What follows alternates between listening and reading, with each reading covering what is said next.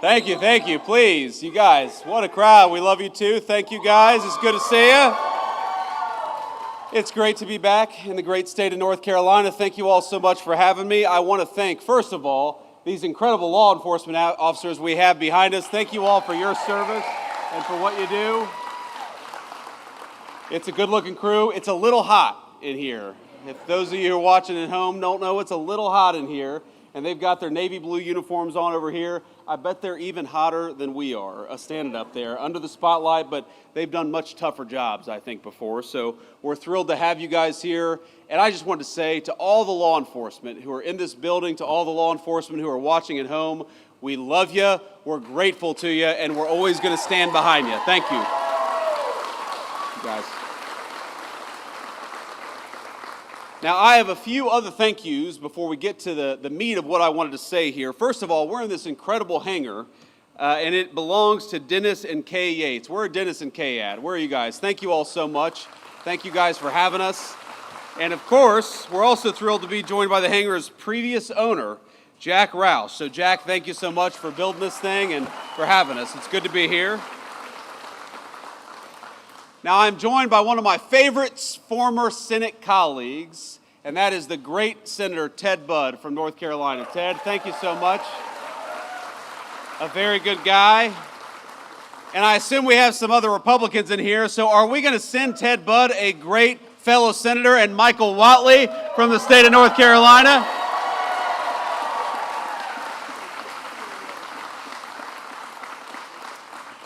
Now, Michael Whatley, I got to know, he was the RNC chair. He was a great friend of me and of the whole administration during the race, but Michael loves the state of North Carolina. He's going to fight for law enforcement. He's going to fight for law and order. He's going to fight for good jobs. He's going to fight for North Carolinians and nobody else. Michael Whatley, God bless you, man. Thank you so much for being here.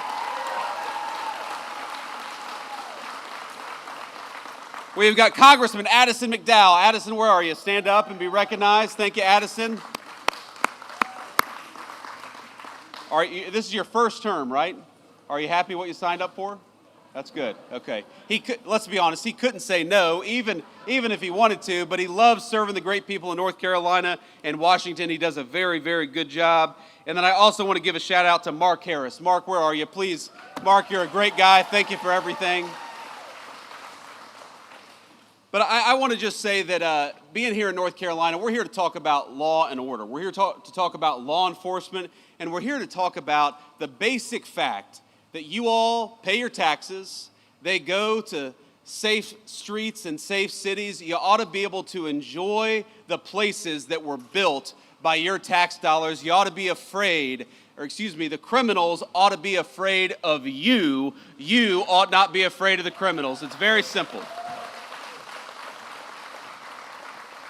And I think for too long in this country, we actually took the exact wrong approach. We told people that if you were walking down a city street and there was a crazy person over there yelling and screaming at your kids, you ought to walk to the other side of the street rather than possibly be accosted by a violent person. Well, you know what I think? I think that if a person is being violent and threatening to young children and young families, they ought to send their asses to prison instead of telling people that they got to cross the other side of the street. Now, and Ted is going to be mad at me. Ted is a good Christian man. He does not cuss. So, Ted, forgive me if I get a little fired up sometimes when I'm talking about this. Look, I've gotten in arguments with people before. You know, a couple years ago, I took my family to New York City. This was when I was in the United States Senate. We spent a few days there. It was a wonderful trip in a lot of ways. But, you know, every time we went to the subway, I'd have one of my kids grabbing onto my leg or afraid because there was a crazy person yelling, hollering, and screaming at a 3-year-old little kid. Why do we live like this? Why do we accept this in our communities? And the answer is because of bad political leadership. We have accepted for too long this idea that we ought to give over our streets to criminals and to vagrants and to people who are screaming at us instead of taking back our streets with our incredible law enforcement.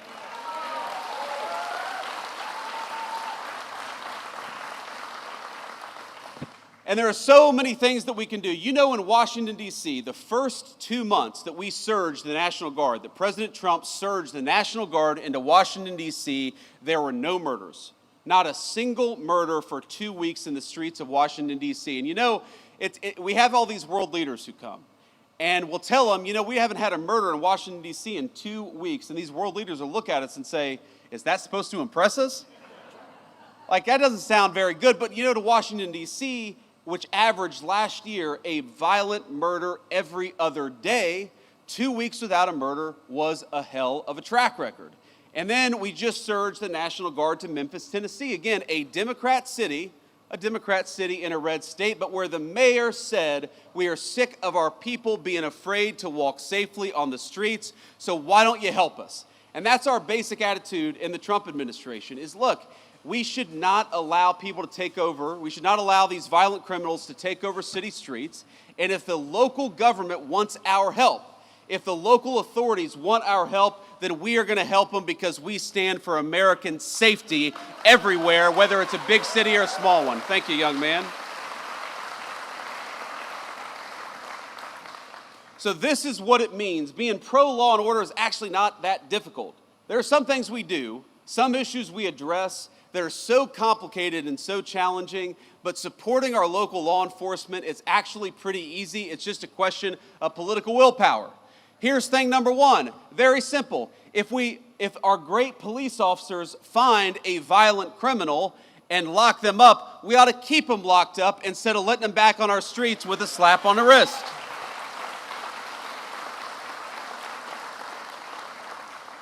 That means we want to give our police officers the very best equipment and the very best protection anywhere in the world. We want you guys to have the very best, and we're going to fight every single day to make sure that they have it.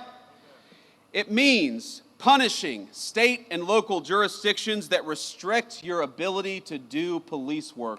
They just want to do their jobs. They ought to be allowed to do it.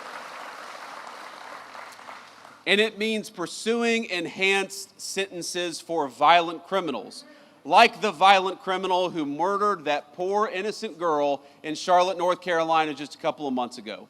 And I want to talk about her for a second because I think, we got a beautiful baby over there. How you doing, man? Yeah, I would like to. How old is she? 6 months old. Beautiful. Thank you. Thank you for bringing her.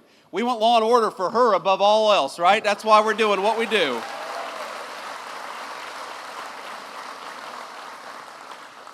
But we all know a couple weeks ago, and it's one of these things that got bumped out of the news because of the political assassination of Charlie Kirk. And so let me talk just a bit about that. You all know Charlie. He was a great guy. He was a great husband, a great father. He believed in two things, I think, above all else. Number one, the second most important, is he believed in political debate in the United States of America, that we ought to talk about our disagreements and not attack one another over our disagreements. And he gave his life dying for that principle. And the second thing he believed, and it was the most important, is that he wanted to be a Christian evangelist. He wanted to bring the gospel everywhere, and he saw connecting with people and debating politics as an opportunity to talk about his faith. And I think it's important to honor him by recognizing that this is a kid, and he died at 31 years old. This is a kid who every single day, he would go to these college campuses, he would talk for 3 hours with anybody about whatever they wanted to talk about, and he believed in the civic virtue of open debate. He gave his life to protect that civic virtue, and he gave his life serving that civic virtue at the highest level. He was a great guy, and his loss was the nation's loss. And Erica, we love you. Erica's his beautiful widow. And I think you all will join me in saying that what happened to Charlie was disgusting, it was unacceptable, and it is the most anti-American act of violence that we've seen in the last couple of weeks in this country. It was a disgrace.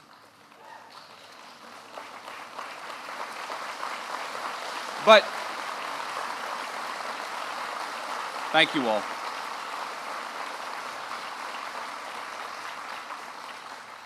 I appreciate that, and the thing is, it actually bumped out of the news this terrible story in Charlotte. And here's the basic summary, as far as I can recall it, is you have a violent criminal who has been arrested 14 times, often for very violent offenses, who gets on a bus with an innocent young girl, 22 years old, and slits her throat, and she dies. She died because she was coming home from work. She worked at a pizzeria. She came from a beautiful family. She had a young boyfriend. She had her entire life ahead of her. And she was actually a refugee from Ukraine. So she came from a war-torn country.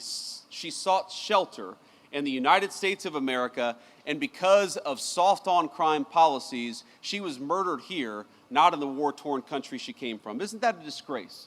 And isn't that an insult to the incredible law enforcement officers who arrested this person 14 times? They did everything that they could to keep this thug off the streets, and it was the political leadership that failed, and we got to be honest about that.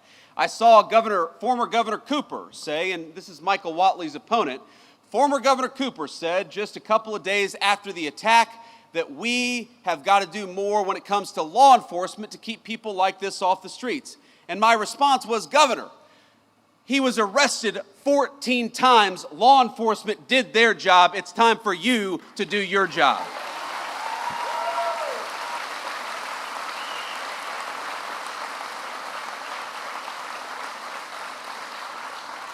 And it's so amazing to me, political Democrats, I don't think it's all Democrats. I actually think most Democrats want what most Republicans want, which is safety in their communities, but they always manage to turn issues of crime into a distraction about race. They always try to say that law enforcement, locking violent criminals up, is inherently racist. And I got to be honest with you, that's an insult to white people. It's an insult to black people too. Because all of us just want to live safely in our communities. It doesn't make an ounce of sense to me.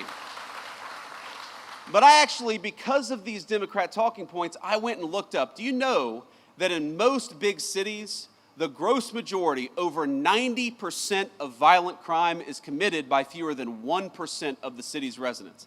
This is not a black-white issue. This is, we've got a small percentage of violent criminals in our communities. Democrats want to let them out of prison, and Republicans want to put them in prison and keep them there so that all of us are safe in the process. I think that's common sense, don't you?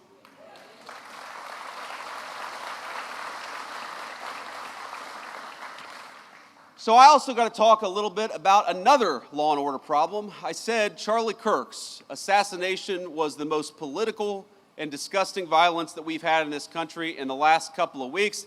And that was true maybe until this morning, because I don't know if you all have followed the news, and we're still learning a little bit about it.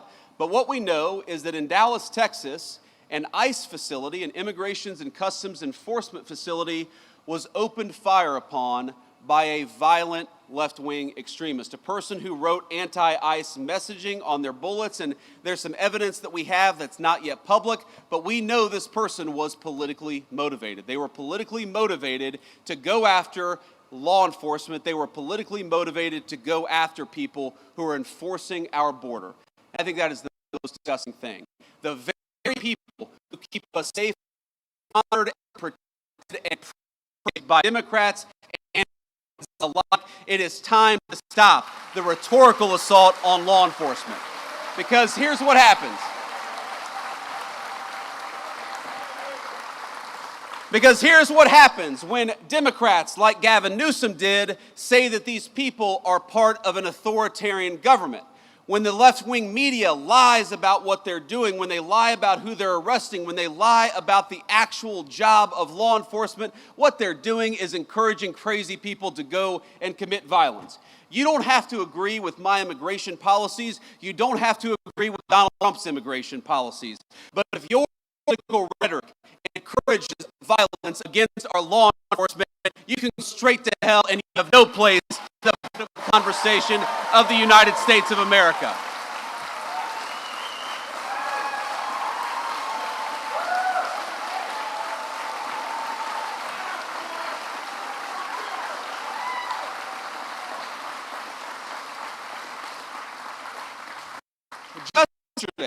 Just yesterday, NBC News, maybe the worst of all the fake news, and I'm sure we have an NBC reporter out there.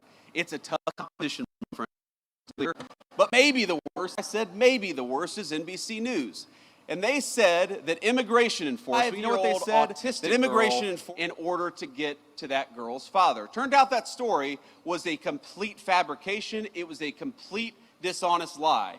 But when you go around and lie about our law enforcement and you tell them that they're mistreating 5-year-old girls, what do you think is going to happen? When Democratic politicians incur doxing, when they encourage us to unmask ICE enforcement officers, what do you think is going to happen?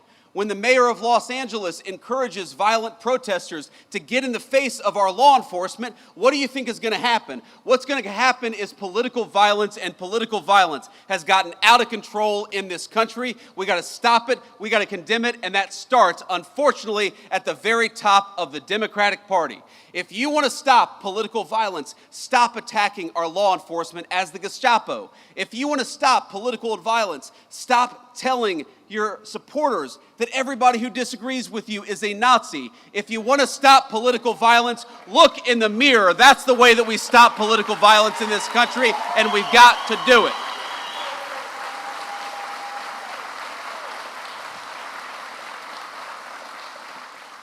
And while we're all mourning and rooting for and praying for everybody who was injured at that ICE facility, and as far as we know, it looks like some of the detainees, in other words, some of the potential illegal aliens, were some of those who were affected. Look, just because we don't support illegal aliens, we don't want them to be executed by violent assassins engaged in political violence either. So we're praying both for our ICE agents, but also for everybody who's affected by this terrible attack.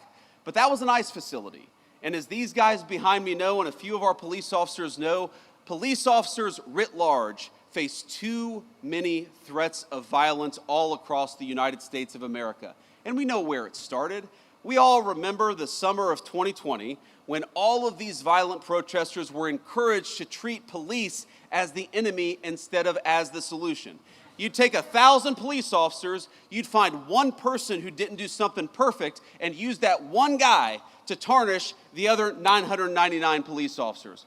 Well, I would like everybody, whether a Democrat, a Republican, or an independent, especially those in political leadership, can we all just agree that our police officers are heroes, that they are public servants, and that the first and most important step of keeping all of us safe is to keep our police officers safe, because they are the thin blue line between civilization and chaos. Thank you all.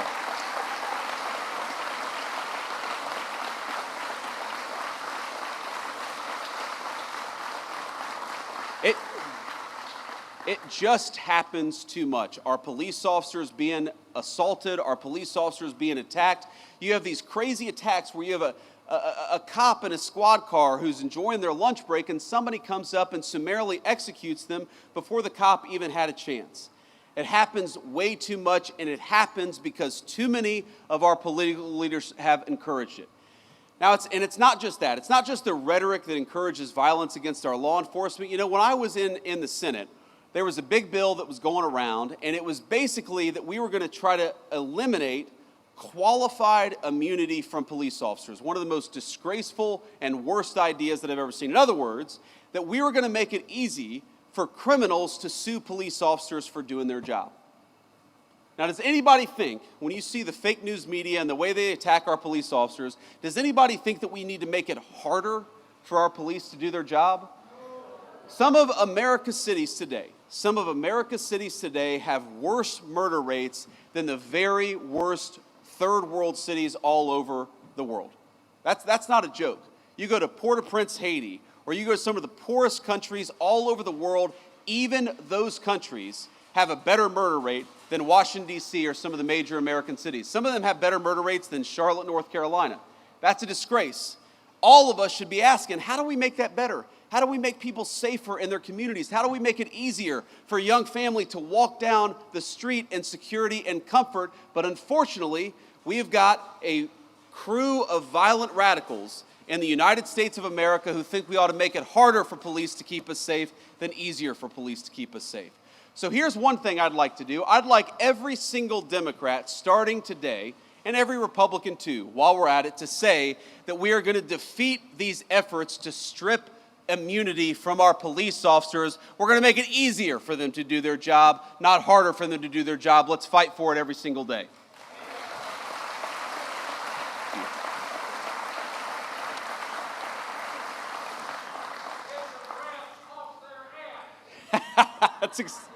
That's exactly right, sir. That's exactly right. You can say that, but I can't.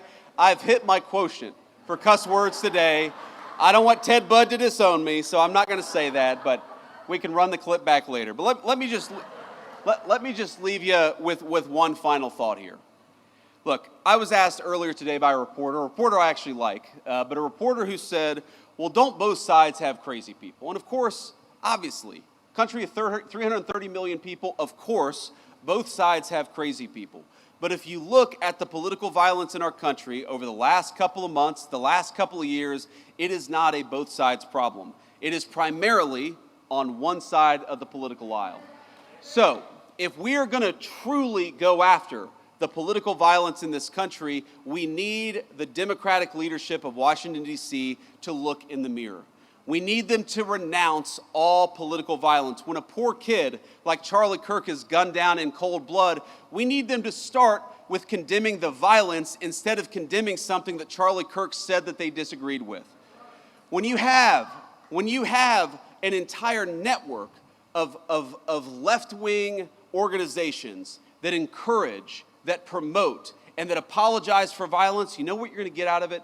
You're going to get political violence. So here's my sacred obligation to you, to all the law enforcement, but every person, whether they wear a uniform or not. Over the next couple of years, the Trump administration is going to do everything that we can to dismantle the networks, to destroy the funding, and to make it harder for people to kill one another just because they disagree with what somebody says. That is what we're going to do. We're going to fight for it.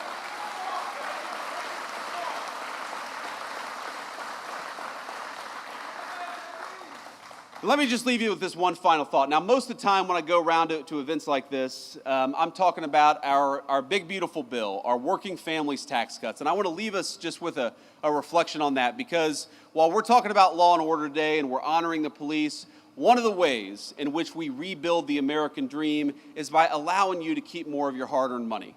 And that bill that these great congressmen worked on and the great senator here, what it did was very simple. It increased the child tax credit. It meant that we're going to increase take-home pay by about $10,000 over the 4 years of the Trump administration. It means that if you're working on tips or if you're working an overtime shift, the government is going to take less of your money. And I think that's a pretty good idea, because if you're working hard, I think the government ought to keep its hands out of your pocket. We're going to do all those things. Because I believe the American dream is fundamentally about this principle. It's about the principle that for all the parents and grandparents out there, and I'm now the parent of 3 beautiful young kids, I just want them to have a better life than the life that I have. That, to me, is the core of the American dream. The promise that if you work hard and play by the rules, we're going to give our kids and we're going to give our grandkids something that's just a little bit more prosperous, a little bit more secure, and a little bit more proud than what we were given when we were kids. That is, I think, our sacred obligation. That by inheriting a great country from our parents and grandparents, we got to pass on something even greater to the next generation.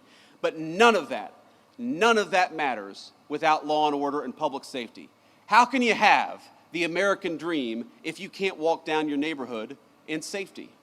How can you have the American dream if you're worried about getting mugged when you're taking your family out to a nice meal downtown? How can you have the American dream when every celebration, every big moment in a person's life, you're too worried about violent crime and not focused enough on the things that make life worth living? One of the things that we have got to get back to remembering is that if we want to preserve the American dream, we've got to preserve the right of everybody, rich or poor, to live in safety and security in their neighborhoods. You know, when I grew up in Middletown, Ohio in the 90s, we didn't have a whole lot of money. I was raised by a woman who struggled very often to put food on the table and clothes on her back. Mamaw. Everybody loves Mamaw. Most of all, me. But you know what? For all of the problems that we had, for all the times that Mamaw was worried about where our next meal would come from, for all the times that Mamaw was sometimes terrified that she wouldn't be able to make an important bill payment, we never worried about public safety. And the reason we never worried about public safety, the reason she knew I could go across the street and play in the park in safety and comfort, is because we had something in this country. And that was a recognition, Democrat and Republican, that we stood with law enforcement and we stood with their mission. It didn't matter what your political affiliation was. We wanted to support people who kept our communities safe. And that's something we've gotten away from, because a lot of the people who report on the news, A lot of the people who actually make policy in Washington, D.C., let's be honest, they are wealthy people who can block themselves off from the consequences of the policies they impose on the rest of us. Now maybe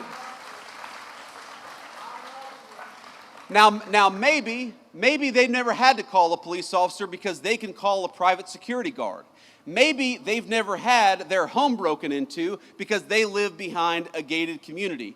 Maybe they don't have to worry about walking down the streets of a city safely because they've got a driver in a big fancy car who can take them from point A to point B, but that is not true of the gross majority of our citizens. So I want to tell you, when I talk about protecting the American dream, when President Trump talks about fighting for the American dream, at the very top of that list is fighting for your ability, whether you're rich or poor, to be safe in the home that you love. It is our sacred obligation, it's their sacred obligation, and we're going to work for it every single day. God bless you. Thank you for having me.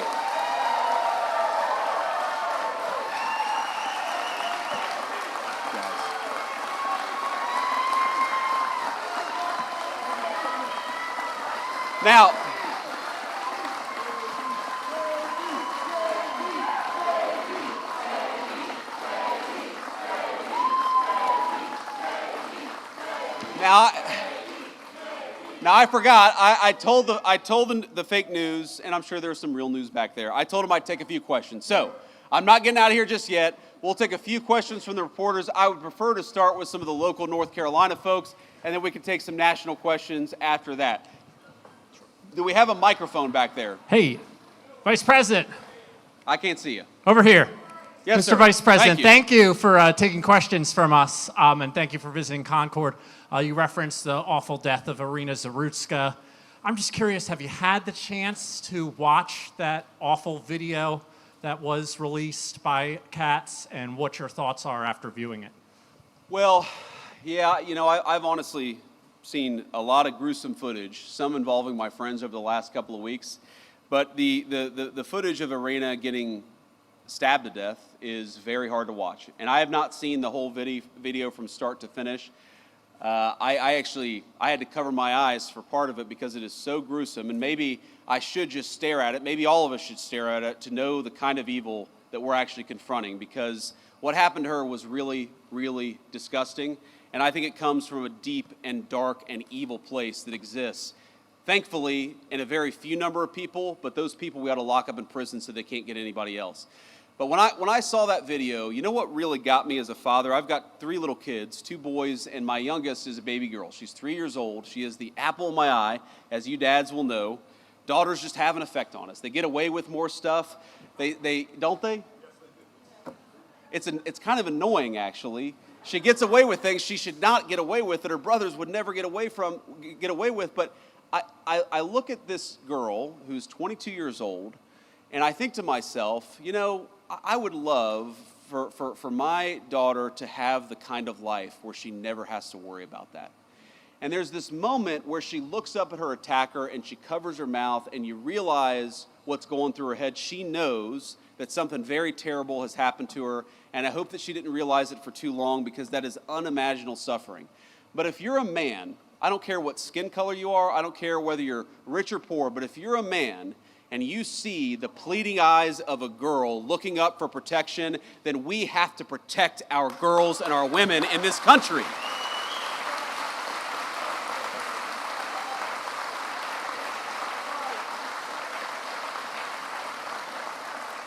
And that was my reaction to it. That was my thought when I watched it. Now, young man, this is a very earnest young man. He doesn't look like a journalist to me, but go ahead and shout out a question, because I'm not going to deny that level of energy and that level of passion. First of all, what's your name? Henry. It's good to meet you, Henry. Ask your question, please.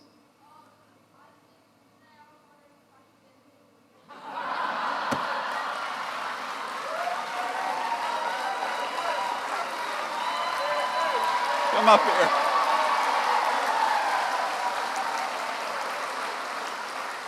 Henry said, I skipped school. Can I have a picture with you? Well, I guess you got to have some excuse to skip school, so I might as well get a photo with Henry.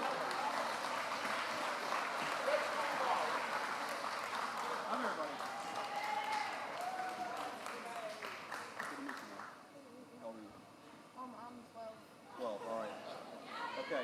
This.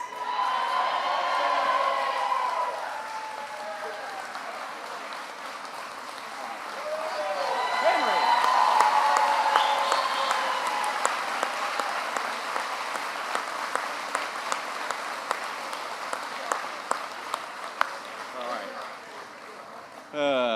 Now the next reporter is going to be, hey, I'm from CNN. Can I get a photo with you too? I wish that I got questions that easy. I'm not holding out hope. Sir, can we get you a microphone? I can't hear you, sir. Gotcha. I'm Jordan Green with Raw Story. President Trump and other speakers here have blamed former Governor Cooper and the mayor of Charlotte for Irina Zarutska's death. Do you also hold the North Carolina General Assembly responsible, who set the laws governing pretrial release that may have affected this crime? Well, look, I think every politician who didn't work hard to keep violent criminals behind bars deserves to have some of the blame. But at the very top of that list is Governor Cooper. Because at the time that we were pushing these soft on crime policies, Governor Cooper was the man in charge. Now, I know we've got some great North Carolina legislators, and I might call them out if they're here. Do we have North Carolina House Speaker Destin Hall? Where's Destin at? Destin, thank you, man. We got Phil Berger here.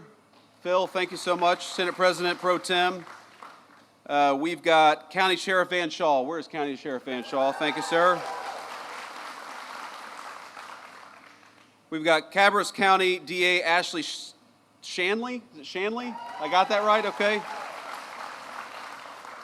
Of course, we got North Carolina GOP Chairman Jason Simmons. Jason Simmons is, that's a celebrity in the Trump White House there. North Carolina Labor Commissioner Luke Farley. Luke, where are you?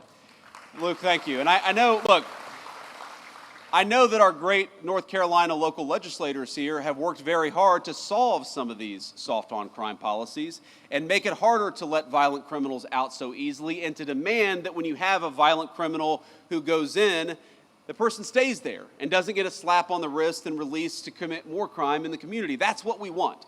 We don't want a criminal justice system that goes after innocent people. We also don't want a criminal justice system that lets obviously violent felons out of prison without any real consequences. It's just very simple. And again, I go back to the statistic where we have got such a small number of people who commit so much of the violent crime. If we just locked them up. And I mean, look, I believe in repentance and I believe in forgiveness, but I believe that forgiveness often only comes on the other side of real punishment and real regret, which is why we got to lock some of these guys up in the first place. So yeah, I blame the political leadership. And I can't get over a governor who pursued soft on crime policies, Roy Cooper, who pursued soft on crime policies, who let violent criminals out of prison, and then after Irina was murdered, to have the audacity to blame our law enforcement. Law enforcement arrested this guy 14 times. They did their job. It's time for the politicians to do their job too. Next question. Vice President Vance, thank you so much for taking questions. I'm Casey Jones from WCCB Charlotte. When it comes to cracking down on crime in cities like DC, Memphis, Chicago, sending the National Guard, what specific metrics does the administration use to decide where those resources go? And can we expect that kind of response here in Charlotte anytime soon? Well, look, if the mayor of Charlotte and the governor of North Carolina asked for our help, we would absolutely send it because we believe in helping people regardless of whether they're Democrats or Republicans. We would love to have the mayor of Charlotte reach out for our help. And that's, you asked what the metrics are, that's one of the most important metrics. We want to go where we can have a real partnership between local law enforcement and the federal officials so that we can root out the crime. And that goes to the second metric. What is the most important thing? You can tell how many people are being murdered in a community. You can tell how many carjackings there are. You can tell how many armed robberies there are. There's way too much violent crime happening in our country. And when we look at an American community, again, we don't care about their politics. When we look at an American community where people are suffering because of violent crime, our response is we want to help, just let us. And I'd encourage everybody to talk to your local officials. I know we're a little far away from Charlotte, but to talk to your local officials and encourage them to ask for the help of the Trump administration. We are willing to provide it. We want fewer people to be affected by violent crime, but these guys have actually got to play a partnership role with us. And unfortunately, way too many of them, some of these people, it's crazy. They are ruling over cities that have violent